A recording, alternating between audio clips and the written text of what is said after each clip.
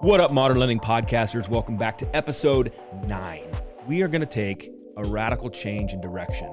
You know, we've been talking about sales and originations and sales strategies and operations, but let's go to the other side of the mortgage industry. Let's go into information security.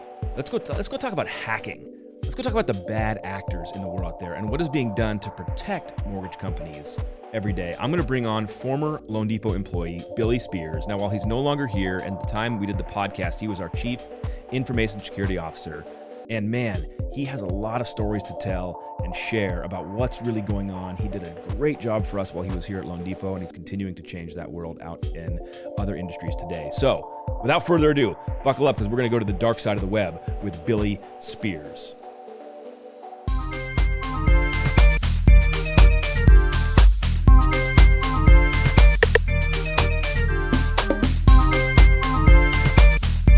All right, what's up, everybody? Alec Hansen back with another episode of the Modern Lending Podcast here with the one, the only Billy Spears. Now, Billy, did you know I was going to call you onto this stupid podcast? Were you prepared when you saw it come out? Where you're like, oh no, he's gonna call me? No, I wasn't prepared at all. It's definitely a treat to be out here in front for once. Well, this is fun. So guys, listeners, this is a totally radical different conversation we're going to have today. I mean, we've had high-level sales executives and TAMI and operations and mortgage technology and loan officers, and now we're going to go to the other side of the house, which is cool. So for those of you that don't know Billy Spears, he's the EVP, Chief Information Security Officer. He's our badass in the back room, like protecting us from the bad guys. So it is true, though. It's true. So I really want to unpack this whole thing, Billy, but really quick, before I get your origin story and kind of how you got into the business, what does a Chief Information Security Officer do? Like, what does that mean? For somebody who's like, I don't know what that is. Sure. It's more than the Matrix. We're not just looking at ones and zeros all day. It's kind of like a superhero, but at the end of the day, what we do is we try to clean up the quality of the data. So you have to make sure that the data is what you expect, and the data kind of grows organically throughout the pipeline all day long. So what we get is we get adversaries, or we call them bad guys, right? And bad guys are coming in trying to prevent or stop the quality of the data. And they do it through all kinds of different means. So when you talk to us, we kind of talk a little strange sometimes because we're so caught in the weeds with all the attacks and all the things we're trying to keep out of your environment. But most of the day, we're trying to manage data quality. All right, so there's bad actors in the world. Yeah. They want to get into our business. They want to take our data, mess it up, blackmail us, whatever they want to do, sell it, all the crazy stuff, and you're the first line of defense. That's true. Okay, so that's what we're really going to unpack today. But before we get into kind of that world of mortgage, which is just not talked about, let's talk about you. Let's frame it up so everybody understands who you are.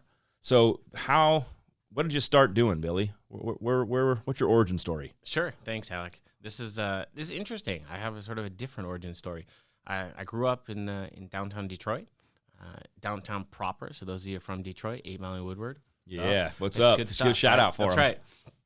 Right. From there, you sort of grow. You know, my dad, he was a pipe fitter, union guy. He worked really hard for a living, and when he started to retire, he said his dream was to own a farm. We always thought he was kidding around. I had a bunch of brothers and whatnot. And he said we're the labor force. We were like, nah, that's not true. That's not going to happen. It did. He bought a farm, and he was like, hey guys, here's tractors and tools and dig and plant seeds. And we were like, whoa, listen, this is not for us. And he gave us a choice. He's like, hey, you can join the union, you can work on the farm, or you can go do something else. So we all turned on the TV, and we were like, how do these other people live? We had no clue. So we all left. Oh, my gosh. All of you left? All of us. How many brothers? I have 4 brothers, so 5 of us in total. We all joined different branches of the military. Really? All of you? I'm the only Marine, so I'm pretty proud of that. There you go, yeah. So I left for the Marines. You know, kind of the story for me was I wanted to see how the other sort of side of the world lived. I want to see, you know, this wacky place in California. How do these people live? They always seem happy, right? They're bizarre. That's right. So that's what I did. So I joined the Marines. You take these little tests that kind of tells you what you can be in life. Yeah. And mine came out where, hey, you're pretty good with technology. And I was like, cool, technology sounds fun. This sounds amazing. Cool. So what they did is they taught me to program in sort of an old school language now. It's called Unix Shell. Mm-hmm. And what I did is I programmed Mission 1 computers on F-18s. So Mission 1 computers on F-18s. That's important because there is a Mission 2. So that wasn't me. That was somebody else. That was Mission 1 though. That's right. So what that means is, you know, when the birds fly, they have to understand where they're going, much like what you do in a commercial airline. Yeah. And we have to program where it's going, what might happen in case of emergency, and make sure that the asset, the jet, and the people get to the place in the case of diversions. Wow. So that was my job. It was a really, really fun job. And How long did you do that for? I did it for 7 years, 3 months, and 21 days. Don't judge me, Specifically. audience. Yeah. So it just happened to know my numbers. That's right. Most military guys do. And then what happened after that? From there it was kind of wonky. You know, the market was a little different for folks coming out of the military, especially coming from what we call the theater. The theater. Yeah, that's it's not like the movies, so it's a little different. So when you sort of come back from combat and trauma and whatnot, there's a settling period for adjustment. So for me, I didn't settle really well when I first got back, and so the idea there was how do you sort of grow with the skill set that I had learned, get a little better, but be ready for regular industry. Well, and you mentioned too, right now, there's a very strong, I would say, pro-veteran kind of ethos in America today. Mm-hmm. But you're mentioning it, that hasn't always been the case. That's true. It wasn't like the Vietnam guys for me, right? Yeah. So nobody was calling me names or spitting on me or anything like that. But they just weren't really to take a chance. It wasn't like, hey, let's go hire a veteran. Let's give the guy a chance. Let's teach him something. Yeah. Because that would have been really cool. Instead, they were like, hey, this guy might go postal in my office, so we're not going to take a chance on you. And I was like, dude, why are you judging me? Yeah. Like, I'm pretty smart with computers, right? So I stayed in the federal government. I went to this place called Glenn County, Georgia. It's a really small place on a map. So if you're in that area, you know what I'm talking about. So what's up? And how many people are there? Come on. That's right. There's one stoplight. So it was stoplight. Pretty interesting. So from there, what we did is we learned. So we got to build an entire ecosystem. What I thought was interesting in that particular place is we got to build 3D and 4D simulators to help our law enforcement guys. Okay, so unpack that a little bit. You're building what part of the government is this? So at the time, it was the Department of Treasury, and it's simply there for, kind of like the IRS and whatnot. They stick it there. It's sort of a cost item on a budget. What it became was the U.S. Department of Homeland Security, and then it got really sexy from there. Before it became Homeland Security, you were building 3D and 4D models to train? We were. So it's we were building rooms, mock houses, and we had SAG actors and actresses sort of playing roles, and we were pretend arresting them and pretend kicking doors in and driving fast on racetracks, whatever. See, guys, role playing has never left the industry. In sales, you got to role play. In real life, they're role playing. It's really and cool. if you're not role playing your sales calls, you're blowing it because the professionals role play. That's right. I dig it, dude. And then it became Homeland Security. It did. And when that happened, everything got interesting. Much more severe, much more sophisticated. We were called up to Washington. And there's a small grouping of folks that were pretty good at the industry building these things that had never been done before. So they called us up to Washington, and we built two things. One is the first cybersecurity program in the United States. The second is the first privacy program in the United States. Very different, but interrelated. What do those things do? So when you think about privacy, it's really about the appropriate access to information, meaning you have access, you're in a company, you can see. So let's put it in LoanDepot standards. So right now you have access, you can see every customer we have, but should you? It's not really bathroom reading, Father, whether or not some professional athlete or some famous person got a mortgage through LoanDepot. Right. But people do, they get curious. So privacy is sort of tempering that.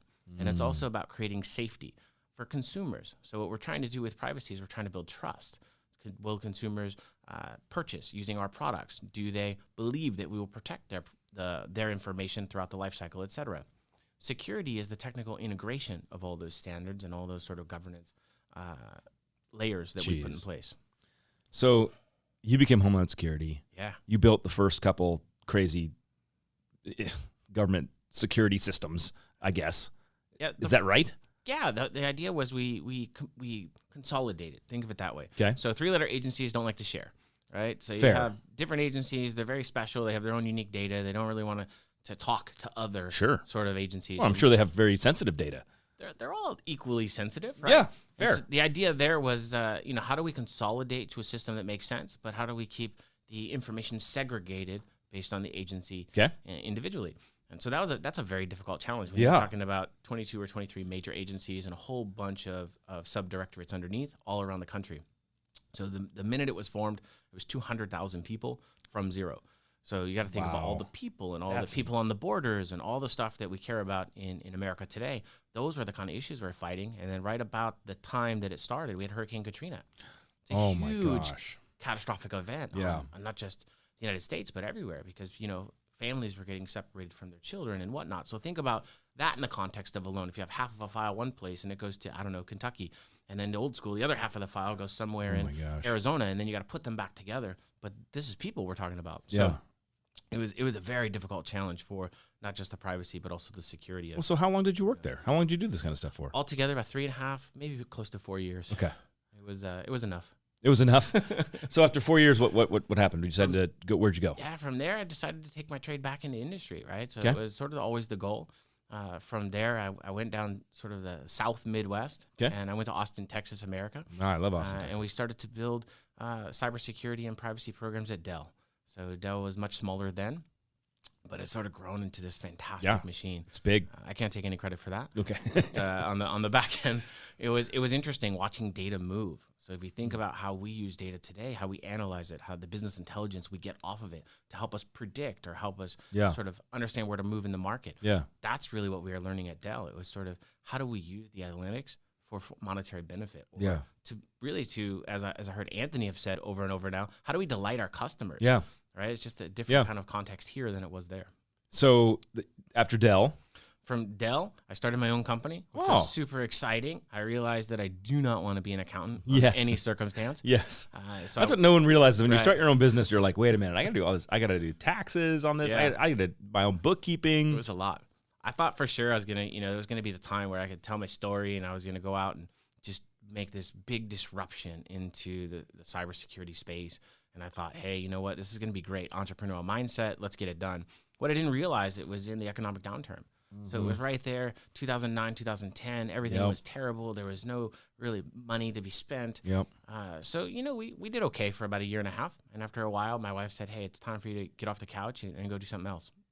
So I went to General Electric. And General Electric was another boom at the time for when you think about innovation in the space. Because not only did we use all the concepts and sort of, in my world, technology, ones and zeros, figuring out data, intellectual property, those kinds of things, but we had the research budget to kind of solution the technologies themselves. So you have all these technologies in our space. There's about 4,000. Really? So if you think about why cybersecurity is so hard for companies, it's because there's too much to choose from, right? If it could just package it down and say, this is the pathway, it'd be really easy. But it's not for us. So you take different pieces of it and you try to solution the best thing for your organization. And at General Electric, we got to do that, and we kind of whittled it down to a science. And so from there, we were able to replicate. So from there, the story gets pretty easy. So I went to Hyundai Capital from there. Hyundai Capital's huge. I didn't realize either. I thought it was a car company. Those of you who think it's a car company, it's not. Steel manufacturing. So they kind of have 8 or 9 business lines. And then when it comes out, there's some cars there too. But when you think that they have both public companies, private companies, so it's a very sophisticated model that makes it very difficult to secure. From there, we get into the LoanDepot story, and I think that's the magic. Right? Well, so how did you get introduced to LoanDepot?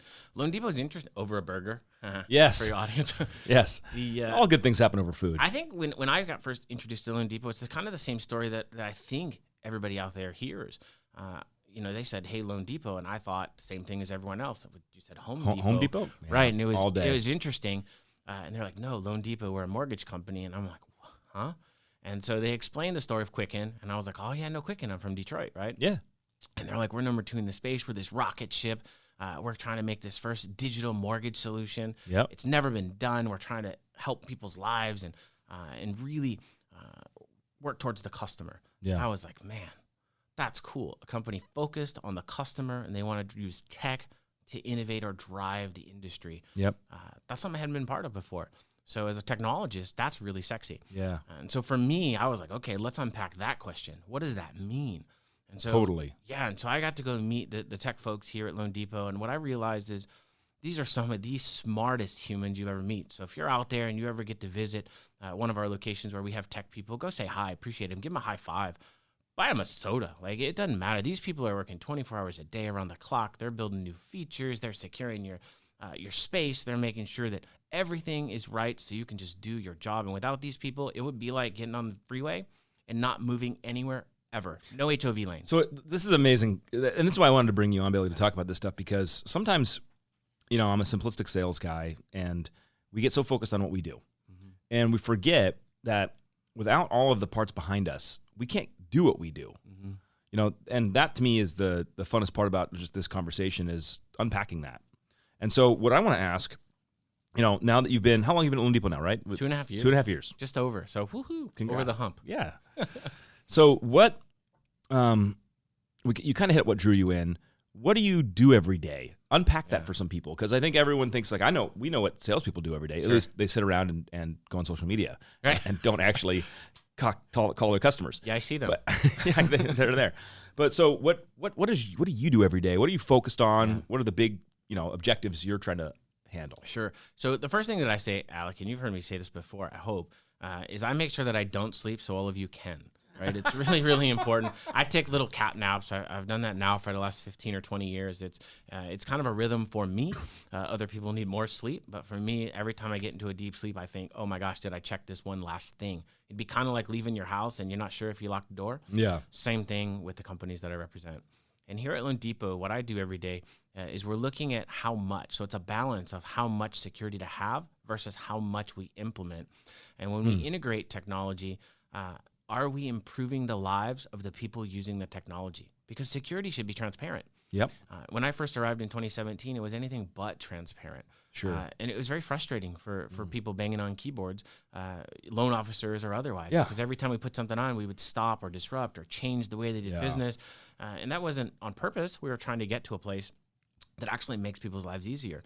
But the challenge is when you layer on technology after technology, you're not quite sure how it's going to interact with the normal loan process. Yeah. So what I do every day is we're trying to keep the bad guys out and we're trying to keep business flowing. Well, so who are the bad guys? Sure, that's great. Because there's probably a spectrum of bad guys. Sure. Yeah. Well, who are they? Yeah. So you start with sort of your state-sponsored actors, right? Okay. State-sponsored actors. Got it. So this is your government institutions. This is Russia. You got it. This is straight up like this is Russian interference in election. Yeah, okay. I just want to frame it up. For sure. I wasn't going to go political. This is a political time right now. But yeah, this is definitely Russia. When you say state-sponsored, China and all these other people trying to get information over time, and they buy and sell and transact data throughout all the other sort of sales pipelines. So if you think about sales, information, it's definitely a supply. You're talking black market. You got it. Okay. So we call it the dark web, but you might call it the black market. I like. Yeah, it's not a guy selling you a watch, opening up his jacket. But at the end of the day, it's the same sort of principle. Whatever you can get there, you're transacting through Bitcoin or so are there really state-sponsored bad guys out there? Oh, absolutely. Oh, my gosh, for sure. It's the number one. They're the smartest attacks. So they typically sit for longer periods of time. They listen and they learn. And what they do is they build a targeted attack so they can affect some change, like an election or otherwise. Fascinating. Yeah, okay, so you got state-sponsored bad guys. State-sponsored. Then you get sort of your hacktivists. These are folks that, sort of have a mission, kind of. They want to sort of these like the Robin Hoods, like they think of themselves as like the Robin Hoods. You got it. Like they're taking down the man or whoever they believe to be the man. So sometimes it's corporations, sometimes it's a nonprofit, sometimes it's some nonprofit, some belief system. It just depends on. Are these individual actors? They are, or groups, right? So they can form in small teams or whatnot, and they'll go back and forth and kind of steal your identity and barter and sell it and whatnot. Then you get the straight up hackers. So these are one-offs. I used to call these kids 15-year-old with Cheetos, but they're much smarter. They're now 35-year-olds with right. Cheetos. They're still there. Lots of Cheetos. They've just grown. They went from AOL, stealing someone's, credit card, and now they're up here. You got it. So you get those guys, and those are kind of fun because you actually get to. It's sort of like a game of Dungeons and Dragons. Yeah, because it's easier when you only have one adversary to sort of compete with. So that's fun. It's much harder when everybody's sort of targeting you all at once. And, oh my god! You're still trying to run a business. Remember, it's not Space Invaders. We're not just one sort of matching up against these guys. We're literally trying to keep everybody putting walls up almost. You got it. Different layers of protections. So simplistically, you kind of answered it a couple different ways, but I want to hit it again. What are they trying to achieve? Like simplistically. Simplistically, they're trying to get in and discover. You mean get access to our information? Yeah, they just want to discover what we know and what we have and who you are, right? So the interesting thing from the bad guy's perspective is, can I get into the company? Lots of ways they get in. So think about every time we're out there and we want to hook up something cool. So Alexa is pretty cool. Hey, I want an Alexa in my office. Cool. The minute we hook that on our network, it's an open pipe somewhere. And if we don't know that we know she's listening. Always listening. Always listening. So if she's always listening, someone else can too.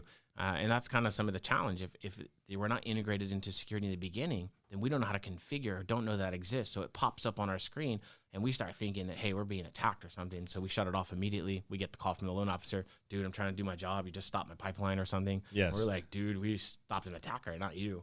Well, okay. So they're trying to get in. They're trying to discover what we have, who we are. And so they can take that information out and sell it, manipulate us, blackmail us. So let's go back a little bit. So Yeah. they're trying to get in for the data. Yep. For us, we have consumer data, employee data, and we have all the things that transcribe in between. That's really the value for us. We also have a lot of intellectual property. Think about all that mellow software we've been writing for the last, however many years, right? That's valuable to LoanDepot and the brand and those things. Those are the three things they're trying to get. So that's the crown jewels. Well, and there's also wire fraud. There's massive wire fraud right now. True. Well, that's on the other side. So that's what they're trying to do with it, right? Okay. So the idea is, how do you get in, right? So they're trying to get to the crown jewels we just described. Yep. How do they get in? The most prevalent way people get in right now is for what we call social engineering attack. There's Tricking people. You got it. So there's a couple methods Straight for up that. tricking people. Just straight up jacking you, and you don't even realize it because you're so busy. And the most prevalent way we get it is through emails at LoanDepot. It's probably 96% of all attacks that we get here that actually touch humans. And that's where the human generosity of LoanDepot, the LoanDepot family comes into play, because we are so nice to people that we just accommodate. Well, I have a story about Sure. your guys' org. So, I myself, and I'm sure like many people out there listening, we understand what phishing is. And not the fun kind, not the Anthony Shea Not kind. the Anthony kind. Yeah, not the Anthony kind. Because we just get these spam style emails all the time, and they're always like, log in here, click here. Yeah. Then they're spoofed, and you can tell. You look at the URL, look at the email address, you can tell it's not really a person. But my story was, I consider myself relatively savvy and on the ball, and I'm on my phone, and I got an email, and it tricked me, like for real, and I. Like, okay, I'll log in real quick. I got something to. Well, I can't even remember. But what I do remember was within 30 seconds of me hitting that, I had a call from somebody in your world and an email saying, we just picked up like a login from you in like Belize or something. Like, somebody's not in, and so we're taking care of it. Blah blah. And I'm like, oh my god, I got goofed. They got me. Yeah. But you were on it. Like you shut that down. We're on it. For sure. You're like, Alec is not in like Russia logging in right now. Yeah, we call that impossible travel situations. Yes. So for us, it's interesting because, a lot of loan officers, they take vacations in these course. exotic locations. So I'm very jealous of all of you, by the way. You guys go to some of the best vacations on the planet. And when you're there, hey, you don't want to lose your pipeline. You want to keep everything flowing. Like, it's really important. You got to talk to customers. So, for sure. My initial reaction back in September 2017 was, hey, you're on vacation. Be on vacation. Don't work. And they're like, hey, that won't work for me. That's not going to be possible. a thing. Right. Yeah. So I was like, okay. So now that I'm thinking outside the box, let's find a different solution. So what we did is we have the mad scientists up in our security operations center kind of build a program customized for LoanDepot. And it simply says that if you go a certain distance in an impossible amount of time, seconds, then what we're going to do is flag it. And so we can detect it in 4 seconds. That's badass. So that's probably how quick you get it. And we came up with that number randomly because that's the speed of our dialer. So we were like, we want to match the dialer. So that was the goal, and we can do it. So if I look like I've moved across the country in 4 seconds, you're going to get the call. We're going to lock you out. You're going to get a couple different things that comes from IT ops and whatnot. Yeah. And it's a machine at this point. dude, that was because that was an amazing hundreds of them a experience week. for me, Yeah. and I was like, that was crazy. Yeah, so we got your back. That's what we're trying to say there. And then we're always trying to improve. So, we'll throw some innovation in here right now. For the last 2 years, we've been trying to race the market to get to passwordless authentication. So what that Oh really, my God, please tell me you're close, because Yeah, this we're very password close. thing. We're very close, but we need your help, right? So at the end of the day, I can't help you. Oh, you, Alec the Hansen, get out of here. This is the guy that makes the impossible possible No. all day long. So what is password authentication? Passwordless authentication. So it's kind of like when you open up your iPhone and you have all the bells and whistles on, and it scans your face. You look right? at your iPhone and you're in. Yep. No passwords, no touching the screen, no remembering some secret code, nothing. It just happens. Yep. But in order for that to happen, there's a whole lot of steps behind the scenes that I won't bore you with. But a lot of that stuff has to happen. Yeah. And in our business, we're in different levels of maturity for that to happen. So, for example, on my phone, in my device, as the security guy of the company, I'm passwordless. And I have to display that because if I won't drink my own Kool-Aid, how can I ask you to do any of it? And I can assure you it doesn't slow me down for anything. I have probably, if not one of the most open accesses there are. So I can see everything if I need to. Yep. Now, my team, I just said that on recording, so my team is going to be shutting me down right now. Right at the end of the day. Yeah, exactly. It's like an invitation sorry, to Billy. get into my account. They're You're like, out. you used to have a lot of access, right? But the idea is if I can continue doing my job and it doesn't slow me down and I can still get to what I need, but I still have all these layers of protection, then I can make it really cool and sexy for the person on the ground. No more codes, no more waiting for a text, none of this stuff. Just do your job. That'd be nice. I would like to not have to shooting change there. my password every couple months, and then I forget it, and then when I remember it, they say that's the wrong one, Yeah, you but it's got the it. right one, and I'm in hell. Right. But we'll reset it for you again. No problem. Yeah, no problem, dude. No problem. So we're getting there. So we want to use certificates, machines talking to machines. That validates the human. The human has their own stuff. Security, another thing to kind of tell the viewers here, security, we don't care what you're doing on your own time. We're not trying to look in your device or talk about what your kids are doing. We have so many logs. Alexa's doing that. Yeah, whatever she does. But you've hooked her up, so you can keep those records. Yeah. We get 10 million sort of inbound requests a day. There's nobody on my tiny team that can look in anyone's stuff. What we are trying to do is separate LoanDepot data from personal data so that we can ensure that quality exists so you can be a lean, mean loan operating machine. So before I get into kind of the good stuff of what you're working on, what I want to really just kind of end this conversation for the bad guys, because for those, if you're in the mortgage industry and you're listening to this, you're an avenue into your company. Mm-hmm. So what are some of the things that they need to look out for?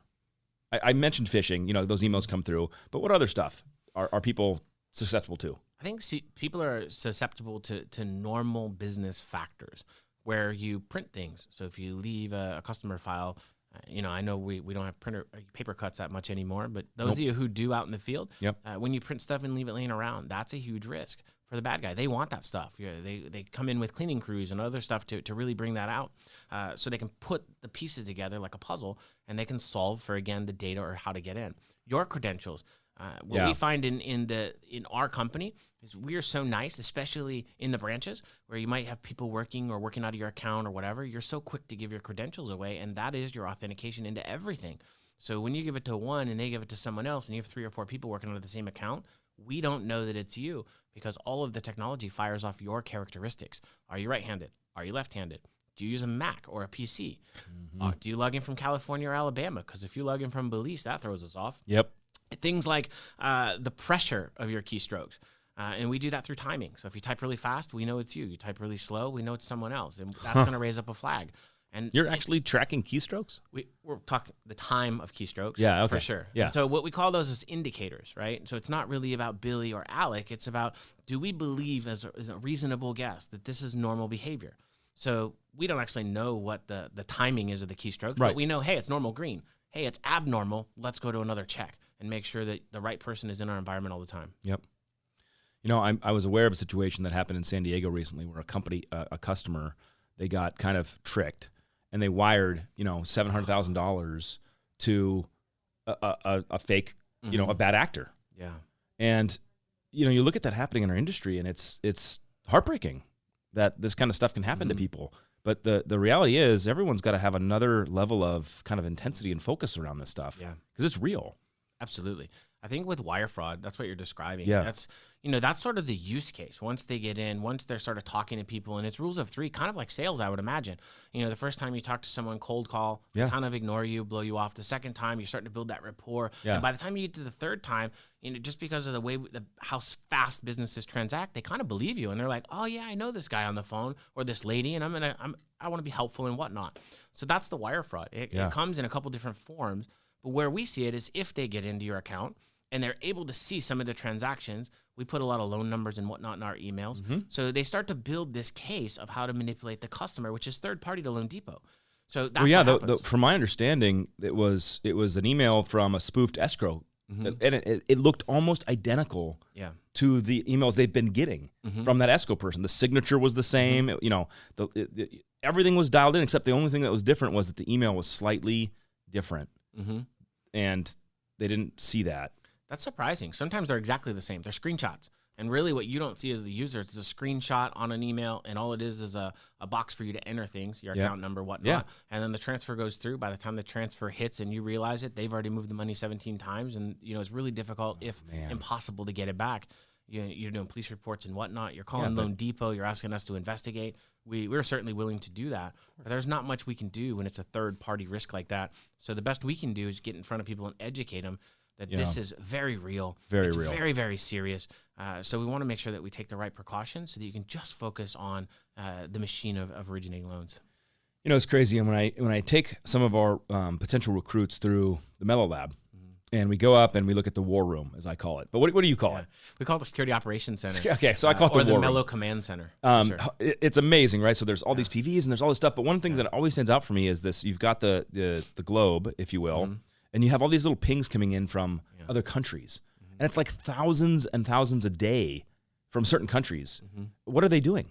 So what they're doing is they're trying to get into our systems. So what we're looking real time is the threats around the globe. So what's interesting is how the social or economic factors adjust those threats. For example, the president comes out and he says something that the globe doesn't agree with, we're going to start getting attacked from those places. They're not necessarily attacking LoanDepot. Instead, what's happening is they're sending all these electronic pings to find vulnerabilities, and when they do, they share that intelligence and exploit all those vulnerabilities at one time. What would be a vulnerability? So you think about like when you're on the freeway in the morning and there's no traffic, clear. You're just sailing to work. It's the best day ever. You probably know it's D-Day because that never happens in Southern California. No, never. But let's assume it does for a second. Then we've done our job. So we have all these right filters. We're blocking things out in the appropriate place, and you're just clearly streaming along. Now, attack would be, I'm going to send 5 million requests at your inbound port. That's a little nerdy, right? But it comes in all at one time, and we don't know how to filter it out. So we call that a denial of service attack. And what happens is they're trying to overload the system. You got it. It clogs everything. Our firewalls will shut down. You won't be able to do business at all. You'll be like, hey, I can't do my job, and it's because we're being attacked. That's wild. I've even heard, and I have no substance behind this, that there's been some mortgage companies that kind of got held hostage. Ransomware. What is that about? Ransomware is interesting. So this is the millennial sort of criminal. They're so lazy. They don't want to take your data. They just want you to pay to unlock your data. So your data actually never left. You just can't do business. They just lock you out. They just lock you out for sure. So they usually ask for little bits of money, but once you pay, it's going to escalate, right? Because they got in. They know how they got in. They can get back. They in leave again. themselves a little door. So it might be $5,000 now, and then it grows into millions of dollars, and you see it all over the news. Different places, depending on how they're structured, they're either paying or not paying for these types of attacks. Once you start paying terrorists for things, we go downhill very quickly. So we take some pretty serious actions at LoanDepot to prevent that from occurring, and we're constantly testing sort of the resiliency of those plans to make sure that doesn't happen here. But again, it's the same as I told you before. We need the help from not just the folks in the back end, but we need to get the message out to the front end so people realize that it's little simple things that can be prevented. For example, just don't click the link if you don't know. We deploy a lot of technologies to help folks. But hold on. Okay, let's talk about unpacking. Like, don't click the link. Yeah. What damage can clicking a link really do? Oh my gosh, these links have what we call payloads, right? And the payloads are meant to be destructive. So the minute you click a link, you don't realize it. You could be given full visibility to everything on the computer to the bad guy simultaneously and not even realizing. From one link, they can get full visibility into your computer. Absolutely. How's that possible? It's the payload that's in there. So it'll send a signal. It's an executable file, sends a signal back. Basically, they connect in or remote connect in, right? And they're in the background, just kind of watching what you're doing. See, I want to just pause for a second because for those of you that are familiar with great technology partnerships, we have that at LoanDepot where, someone sends us a quick link and all of a sudden the IT guy is on your computer, right? So you're telling me that there could be a bad actor who sends you some link about, download your, CD here, and some loan officer's like, and all of a sudden they're watching? Absolutely. Or it can be a helpful IT guy. I mean, how many loan officers know all 300 IT people that we have? So if you don't know us, I mean, it's pretty easy for me to, you guys probably know Alec, so it'd be hard for me to say I'm Alec. But I could be John Smith or whoever that is, right? And I could call and say, I'm John Smith. I got to do this update. I just want to take over your computer for a minute, and I'll get it done for you. No worries. You guys go get a coffee or whatever. You come back, and I've already downloaded your entire customer database. That is crazy. I see it. I mean, I can see that. So, salespeople don't realize this. We have a naivety. It's like, well, it's a link, whatever. I closed the window that opened up. I didn't mean to click it, but it could have serious consequences. It does. And I think what's interesting here, just kind of a fun fact. Yeah. We run these anti-phishing simulations all the time. So if you guys don't know, are you sending out phishing emails to try to trick the field? We do. You do, don't you? Stand by, LoanDepot. We have we'll be phishing your cell phones here this year. So I'm giving you that advance warning now. Okay, there's one of our clips for everybody. Yeah. There it is. This is real. This is how we have our own team. Okay, hold on. Is this like, I read something somewhere, and this could be totally not correct, but like black hat, white hat, gray hat? Is that a thing? That's a thing. What break that down? What's the simple? White hat, good guys. Black hat, bad guys. Gray hat, confused guys. No, are they really confused, or are they just playing in the middle? You always have that sort of inner personality where some days you want to be great, and some days you want to be a little nefarious. And typically those are the gray hats are the guys sort of playing both sides. Yeah, and so we want to deploy white hats to stop the black hats. That's right. And some of them could be gray hats, and you don't know. Well, it depends. There's a big conference once a year where the good guys get to become bad guys, and we sort of get to play sort of cops and robbers, for lack of a better term. So Try to break each other's systems down? More than that, we try to break everything. So we descend upon Las Vegas the first week in August every year, and it's kind of summer camp for us because all the theories that we talk about all year long, that's the one place where we actually get to break into cars and houses and technological systems. And I want to come to this. This is should. amazing. That would be great. Take the podcast on the road. You'd really get a kick out of it. You just go in there and you just break stuff apart. Yeah, 2 years ago we hacked into a Tesla, so that'd make you real comfortable as you're driving home at night. If you show up on my Tesla screen, I'm going to freak out. Like, hey, Alec. That's all you need. I'm here autopilot driver now. I'm taking over driving. That's right. Oh, my gosh. Okay, let's not go there. My car. Okay, so what are you working on right now that you're excited about? Yeah, we're excited about the transition of easing the customer experience. So I talked about passwordless authentication. Yep. So we're moving from the sort of the more rigorous mobile device management solution we deployed a couple years ago. Okay. We heard you, so that's important for everyone to know. And now we're moving to a mobile application management software. So instead of managing the device itself, we're going to be looking at just LoanDepot apps. So we're not going to deploy things. We're not looking at your phone, none of that. It's simply the hook or the certificate, which is more important, that authenticates your hardware into our backend. Okay. And then that's going to open up all your access to everything else. Very cool. So we're working across IT to consolidate and centralize, shift things over to the cloud, which simply means for the users, it's better agility to give you what you need, and we have the scale necessary to evolve as the business shifts. That's really important for people. That's awesome. Yeah, and then so for us, we'll move to a better MFA platform. I don't know what that means. That's that 6-digit code you get when you log into your bank. Yes. So we'll do it on your phone, which gives you a one-button push because we like the stoplight mentality.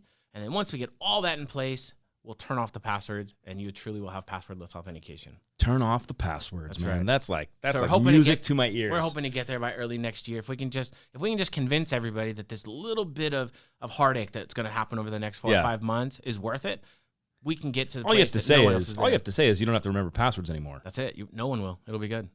That's awesome. What else? Anything else fun you're working on? We have Darktrace. So you've seen that as you walked around our sort of command center, for lack of a better term. Yeah. Darktrace is cool. We've implemented that for you guys. It's artificial intelligence and machine learning. And what that product does is it kind of helps you prevent hurting yourself. So we look at all the normal traffic versus abnormal traffic across our network. Okay. And if it's abnormal, we use threat feed. And we have this cyber analyst now, which kind of saves us on humans. Yeah. You know, we had a small team anyway. Yeah. So it's not like we were going to grow to 4,000 people. Yeah. So we're trying to use technology to mitigate the threats at the lowest possible denominator. And what are they trying to stop? They stop all the bad guys from coming in, good things from getting out. If you start sending customer files 300 at a time or something, it's going to send you a note saying, are you sure you really want to do that? Yeah. You might think that's a little wonky if you get that pop-up, but it's serious. So if you're not sure, just give us a call. We're happy to answer your phone or answer our phone, take your calls, and let you know that there's probably a different way to do that. We're also on the email side. So we're looking at emails today. We've just launched this product a couple weeks ago. So hopefully all of you have seen the benefit of getting less phishing email or spam in your boxes. Yeah. We're down about 80%. How does it tell? It looks at a whole bunch of indicators across the email, things that humans can't see. Got it. So when you're looking at a link, there's actually metadata inside that email that the computer can see a whole lot faster. Yeah. So the technology reads that and it shifts it off to a quarantine state. Right now, everything's going in your junk box. Yeah. So we didn't take anything away. So if there is a legitimate emails or whatnot, it's in there. It gives you guys an opportunity to pull it back in your inbox and let us know. We'll continue configuring, but by the end of March, our goal is to go live. We'll quarantine. You'll never get those emails again. We have about a 98% effective rate so far. Do you have a secret to stop spam emails? Yeah, don't open emails. Stop spam. I mean, we get thousands of emails a day. We do. Yeah. How do we deal with this? So there's a couple different kinds of spam, right? Yep. So we have the bad actor spam we've been talking about a lot, phishing and whatnot. So we're taking some steps to stop that or prevent that from occurring. And then you have your business partners that are spamming you. Some of you signed up for them. You've been to these conferences. You've dropped your business card in a hat, whatever. And that's kind of on you guys, right? So the idea there is we've given you a link in your browser, and it basically gives you a choice. Is this junk, not junk, phishing, whatever? And the more often you click that, there's artificial intelligence that drives behind that too. So you need to click the same thing a couple times, and then it'll automatically start filtering those things into other folders. I don't think people know that. That's pretty cool. Yeah, it's pretty cool. I didn't know that. Now you do. It's great. We have a whole website too. So for those of you who can get to Inside LD, go to the information security website. It says IS. So if you have a question about what is, go there. All the stuff is built out. We've spent for the last 10 years building collateral to help you, how-to guides, job aids. Hold on, you're asking salespeople to go read stuff, man. No, it's color. It's pictures. We made it pictures. We don't want you to read anything. So very, very much pictures. Learning by numbers. It's great. Okay, so we're I know this has been hyper helpful for people that don't understand this business side of our business, which is really cool. And I'm sure that people are getting really good insight out of this. For the salespeople out there running around, what tips, tricks, best practices, heads up? We kind of unpack that, click a link, and how damaging that can be as an example. What should they be paying attention to so that they don't hurt themselves or their company? So the first thing, let's talk about as an individual work towards a company, right? Yeah. As an individual, you guys should all have Microsoft Authenticator. If you don't have it, go download it. It's a simple app. You install it. It's 30 seconds, and what it does is gives you a second layer of protection for things like Yahoo, Gmail, your social media accounts, your bank account, all those other things. Because if someone does get your password, and I can promise you, if you're ever in Southern California, stop by my office, and I'll show you how easy it is to show you your password, right? Well, wait, how? Well, that'll cost you lunch, but I'll show you. It's fun. It's very that quickly? Easy? Yeah, it's really quick and easy. Think about all the other breaches that you have in the market today. Okay.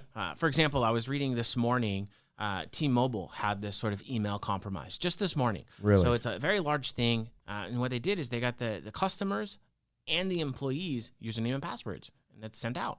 Right. And so the idea behind that is if they get that and you don't have a second factor or another layer, then they're in your account. And you don't even realize it. So that's Microsoft Authenticator? Yeah, that's what we use. It's free. It's easy to install. It's really, really And it's cool. another layer of protection. It's another layer of protection. It gives you that automatic 6-digit code. Once you route it in, it's seamless. You can remember yourself.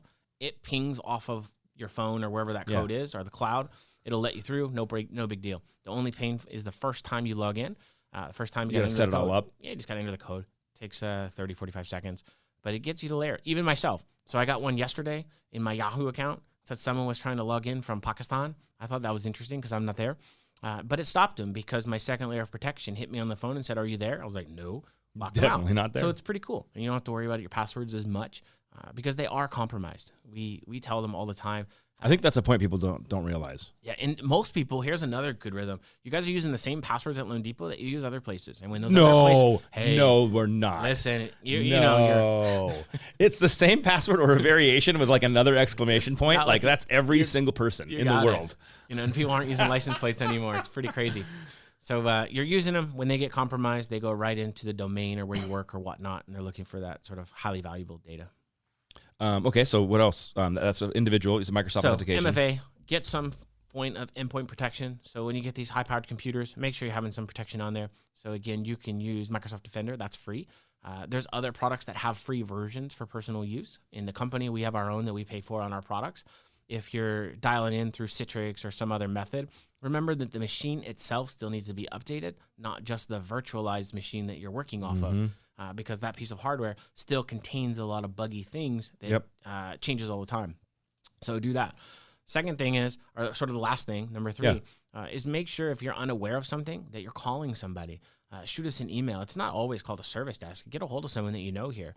Send us an email at iso@loandepot.com. Just double check. Yeah, just let us know, and we can help you.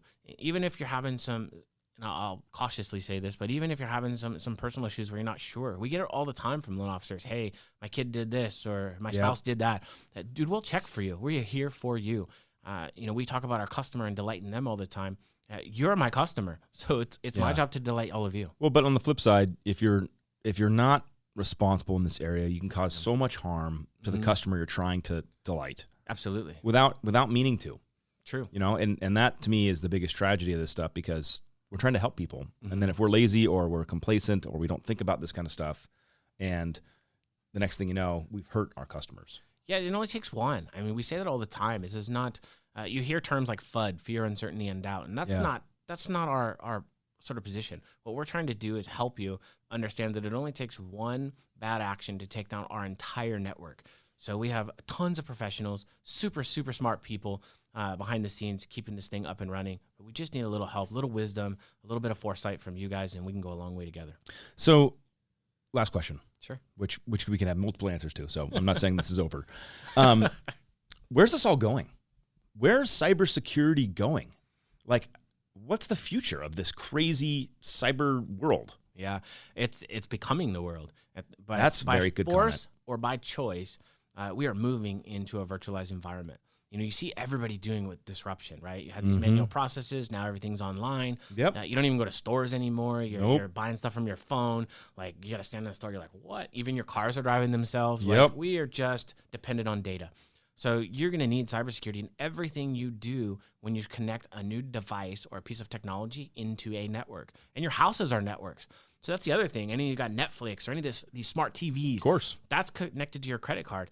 And I don't know if I want to tell it to your audience. No, but it's really cool if you sell it. Say it. So if you go out into your audience and you put in 192.168.1.1, some weird screen is going to show up, and that's your personal router. And those of you who haven't changed the backend password, I'm going to tell you what your password is. It's admin is the username, and password is the password. So you go log that in, and now you're into all your neighbors. Now I'm into your Netflix. I don't know if that's a accounts. clip, but that's incredible. You're right. You're right, because there's that back door. You got it. And people don't even think about it. No, because you just changed the password inside the house. You're like Smiley1 or guest 2 or whatever, and that's cool. That keeps the password 1 2 3 4 5. You got it. Whatever works for you. Yeah. But you got to remember that there's the back end side, and if you're not protecting the back end, your entire ecosystem is interconnected, and people are getting in. And it's very scary things. You can get in through your cameras and whatnot. Now you got somebody can be sitting outside your house and jump on your Wi-Fi and get in there. Yeah, now they're in your cameras and they're watching your kids. How about that? Oh, you made it real scary. creepy. Yeah, you made it real. I'm not trying to make it creepy. I'm just trying to make it reasonable for people to understand that, listen, very real things can happen just by ignorance. Well, we live in such a sheltered world. Yeah. We just put the blinders on a little bit. Yeah, you got it. And we also get distracted. So I'm not going to just say we're all dumb and blind. But we're working. We're busy. Like, there's lots of stress on our lives in sales. Sure. And right now in this interest rate environment, there's tons of stress on us. Yeah. Not only to respond to the influx of customers, but just when we build a pipeline like this, it's stressful. So yeah, I mean, we're not thinking about it. You got it. So I think a couple precautions, right? Okay. Friend your neighborhood cyber professional. I love that. That's thank your IT professionals that are around building all these new features to enhance your lives. And when you see folks, remember that we're working 24/7 behind the scenes to make sure your lives get better, easier, faster. And when we have a little bit of a mistake, what we ask for is the same as you ask your customers. If a pipeline slows down, we're getting to you as fast as we can. It's never the intent. For the cybersecurity, we kind of branded ourselves a little different because it's not about the people. So we have the Mellow Cyber Squad sort of behind the scenes. We like to brand it as Best Squad, only we get things done. So that's a good thing for you guys. So if you have a problem, Mellow Cyber Squad at LoanDepot.com. We will come running. We'll get you through the pipeline. We'll help you. We want to get you back up and running as fast as possible. So, Billy, this has been a cool session for me because I think it's nothing that normal people talk about. In my world, we're always on the sales and social media and branding, and then this is just like, oh no, what are the real defenders doing behind the scenes in the dark? Stopping the bad actors. So I super appreciate your time, super appreciate everything you do. And so, Modern Learning Podcasters, we are closing it up. Remember, if this gives you value, like, subscribe, share the message. Appreciate you guys. We are out. Have a great day.